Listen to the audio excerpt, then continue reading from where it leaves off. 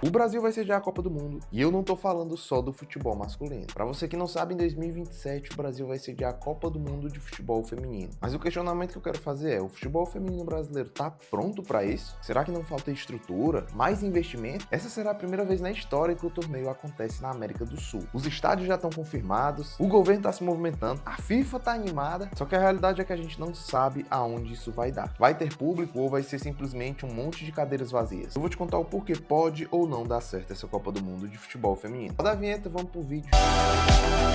Brasília, São Paulo, Rio, Salvador, Belo Horizonte, Porto Alegre, Fortaleza e Recife. Serão 32 seleções e o Brasil já está classificado como país sede. E o melhor resultado da nossa seleção feminina foi no vice-campeonato em 2007, uma decisão perdida para a Alemanha. E a nossa eterna Marta é a maior artilheira da história dos mundiais, com 17 gols. E eu particularmente estou muito animado para essa Copa do Mundo, pretendo ir para todos os jogos do Brasil que der. Só que a ideia de fazer esse vídeo é trazer uma crítica ao futebol feminino e informação para vocês. Por exemplo, vocês sabiam que boa parte dos clubes brasileiros masculinos só tem a equipe feminina por obrigação? Bom, desde 2019, os clubes brasileiros que disputam Sul-Americana e Libertadores são obrigados a ter equipes femininas adultas e de base. É uma norma que foi publicada em 2016. Se a equipe não cumprir, ela simplesmente está excluída da competição masculina. Agora olha o detalhe: se o clube não for para a Libertadores e não for para a Sul-Americana, ele não tem a obrigação de ter o clube feminino. Ou seja, basicamente, clubes de Série B e Série C não tem a equipe feminina ali disputando uma competição. E cá entre nós, entre esses que são obrigados para participar dessa competição, eles fazem o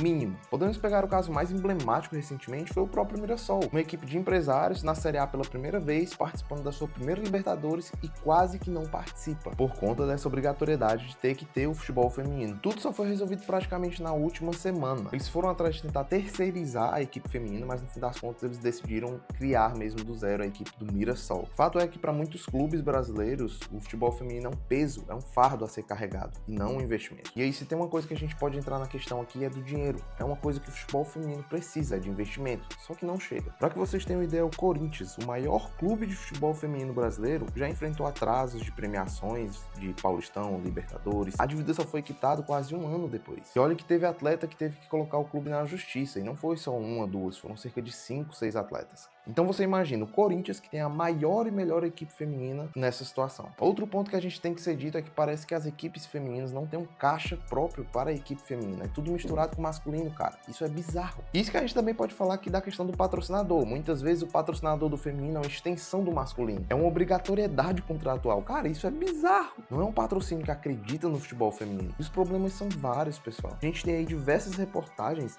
denunciando condições precárias oferecidas às atletas de futebol feminino. Por exemplo, do Flamengo, que é o clube mais rico do Brasil atualmente. Fatura mais de 1 bilhão por ano. Aí você imagina o Flamengo, uma equipe riquíssima, cheia de dinheiro, não cuida. Imagine os outros que não têm dinheiro. E além de todos esses problemas que a gente enfrenta no futebol feminino, tem a questão do machismo ainda. Um passado recente, cara, novembro de 2025, o técnico Ramon Dias, o cara simplesmente mandou numa coletiva de imprensa que o futebol é para homens, não é para meninas. E obviamente a fala repercutiu no mundo inteiro como um grande absurdo. E olha que essa não foi a primeira vez dele não, tá? Em outra ocasião ele já tinha reclamado que era complicado o VAR ser decidido por uma mulher. A árbitra era a Daiane Muniz. Enquanto isso, o futebol no outro lado do mundo, irmão, tá gerando dinheiro pra caramba. Muito público no estádio. Enquanto isso, o mundo não tá esperando. A Euro Feminina de 2025, realizada na Suíça, estabeleceu recorde de público, com 657 mil torcedores presentes ao longo da competição. A WNBA, que é o basquete feminino, virou febre, cara. Franquias que custavam 50 milhões de dólares em 2023